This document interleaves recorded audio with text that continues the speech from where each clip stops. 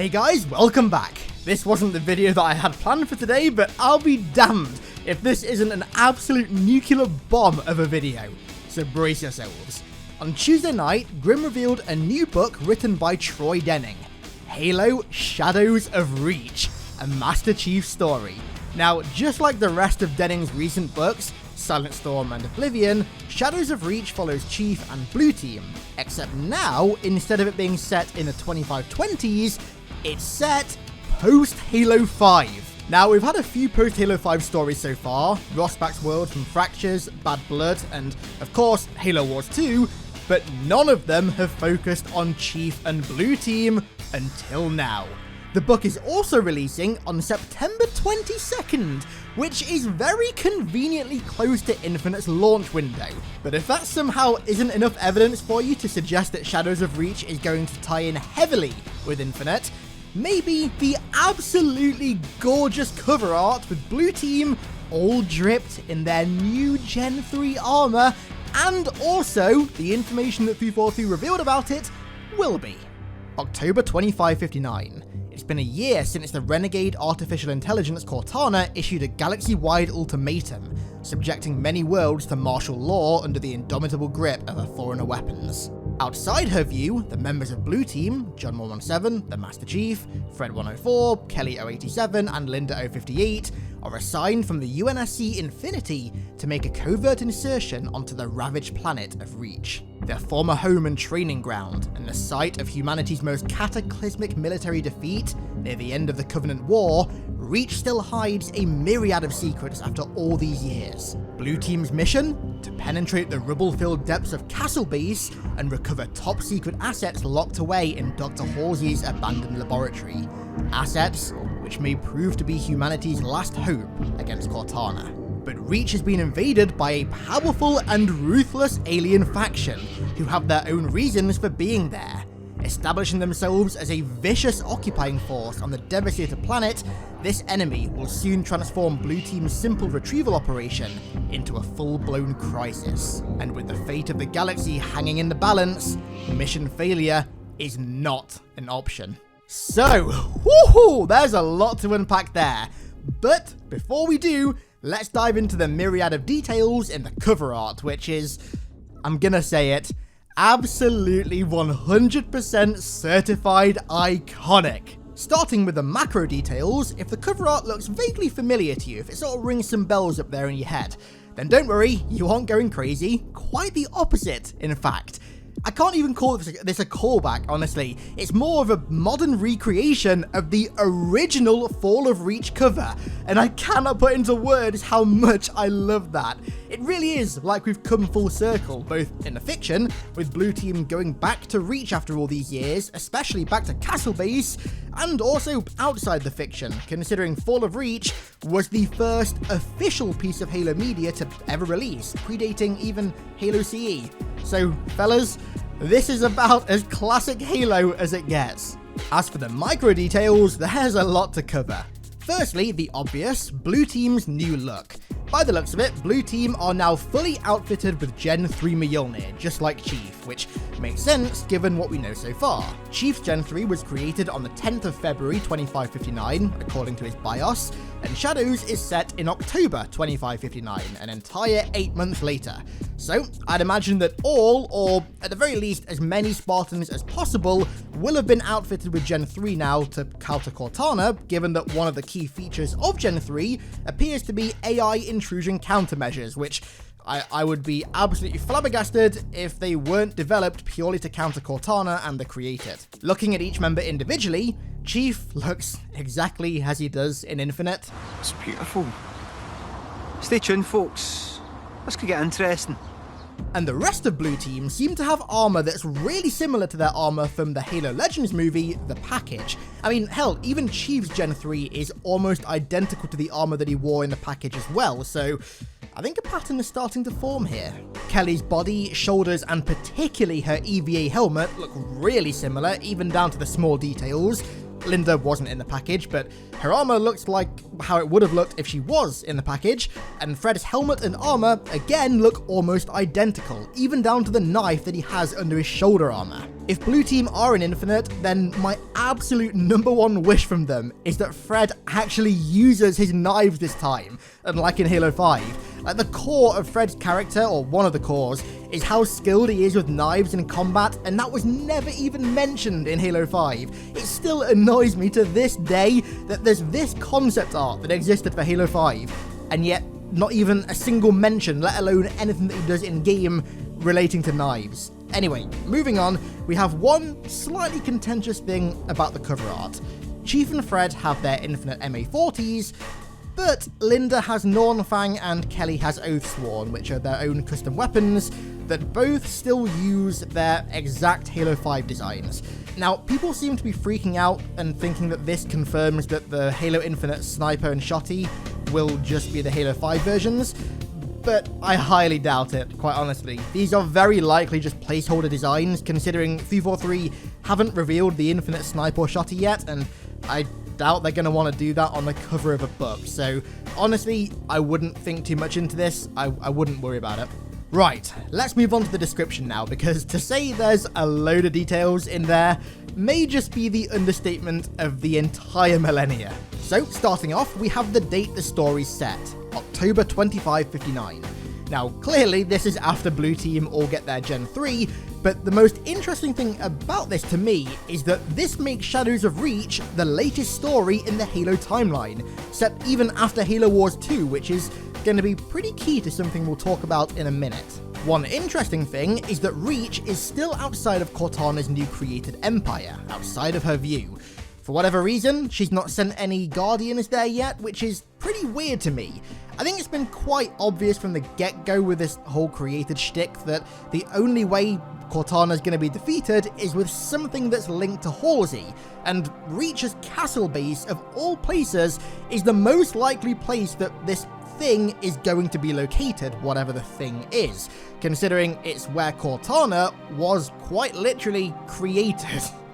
Why Cortana won't be guarding this place is beyond me. I really don't get why she would. Maybe it was a lapse in judgment or something like that. I don't know. I guess we'll have to wait to find out. Reach still hides a myriad of secrets after all these years. Now ain't that the truth? Now I've made several videos over the years about these secrets, from foreigner ships beneath the ice shelf to crystals in the caves beneath Castle Base to Halsey's leftover brain samples and even more. I mean, hell, I even made a video as far back as like September 2016, I think it was, about a theory that suggested that we were going to be going back to Reach in Halo 6 to find the coordinates to the long-lost foreigner capital, Maithrillian, which are hidden away in that massive foreigner ship, and that getting to Maithrillian would end up being key for stopping Cortana. Dude, if that ends up being true, then wow. Just wow. But the long and short of it is that Reach is an absolute hotbed for cool secrets, especially foreigner secrets, and I'm so damn happy that we're getting a story that's likely going to explore that. Man, we're getting a Halo game set on Zeta Halo, a book going back to Reach digging up its secrets. Dreams are coming true out here, for real. Dreams are actually coming true. Now, the first of two major stingers in this description is that Blue Team have to infiltrate the rubble-filled depths of Castle Base and recover top-secret assets locked away in Dr. Halsey's abandoned lab. Assets which may prove to be humanity's last hope against Cortana. Now, this could be referring to so many things. I literally have a whole list written out here of things that Blue Team could be going after. So, let's start with the most likely thing. The remaining clones of Halsey's brain. When Halsey created Cortana, she effectively cloned herself 20 times and then extracted the brains from those clones. She used the first brain clone, sample H1, to create Cortana, and then put samples H2, H3, and H4 in cryogenic suspension to preserve them for later use, stating that she had plans for them in the future which were dependent on evolving technology. Now, the most likely asset Blue Team are going to retrieve from her lab are these brain samples, in my opinion, which Halsey will then use to create some sort of new Cortana, a counter Cortana, if you will, to combat evil Cortana. which, like I've been saying for a very long time now, is almost a direct parallel to mendicant bias and offensive bias. Offensive bias was created to literally combat the rampant and now evil mendicant bias. The parallel has been there for so long, you'll love to see it. That whole thing makes the most sense to me right now, and it makes even more sense when you factor in that secret Cortana audio that was hidden in last year's Infinite trailer. Take a listen. This is part of me. I don't know why, I don't know how, but it is me. Maybe that was evil Cortana interacting with new Cortana, who was created from one of Halsey's leftover brain samples. Or maybe it's the other way around. Like I said in that video way back when, we don't know for sure, we have no way of telling for sure, but as of now, this is looking like the most likely thing. That said, there's always the chance that the asset is something different. Maybe when Halsey started working on smart AIs with 7-year lifespans, she also started working on contingency tech should they go rampant. Something similar to SPDR, Spider, that thing from Isle of Bees, that we see in Chief's BIOS that's used to quite literally rebuild broken AIs, like put them back together when they can't do it themselves. Again, we've speculated about this for almost a year now, but maybe Chief's new AI chip contains a weaponized form of Spider that Halsey was once working on in her lab at Castle Base, that when Cortana goes into the chip, she gets repaired or cured or something. Or something a bit different and one hell of a long shot, maybe this tech is nothing to do with Cortana. See, during the fall of Reach, Halsey and the Spartans found these foreigner crystals in the caves below Castle Base. Crystals that could literally warp space, energy, gravity, time, and slip space. Which sounds to me like the perfect weapon to combat the Guardians and, honestly, just about any foe that could ever exist. And furthermore, from what I can remember, there were thought to be more of these crystals scattered throughout the caves, so maybe when Reach was glassed, Castle Base fell through into these caves, thus putting the rubble of Castle Base in the same caves as these crystals. It's a stretch, but I'm gonna run with it for now. As far-fetched as that does sound, it might not be that far-fetched, actually. Major props to the Eld for remembering this absolutely tiny, obscure detail. I don't know how the hell he remembered this. So back in 2018, 343 released the Spartan Field Manual, and in it, Gabriel Thorne said that Oni is sending Spartans to scour the area around Castle Base. Maybe that's for crystals, or maybe it's for Halsey's leftover brain samples, or maybe both, you never know. And lastly on my list of potential assets, what if it's none of the above? What if, and stay with me here guys, what if the asset in the almost cave-like rubble of Castle Base on Reach is the one and only Noble 6?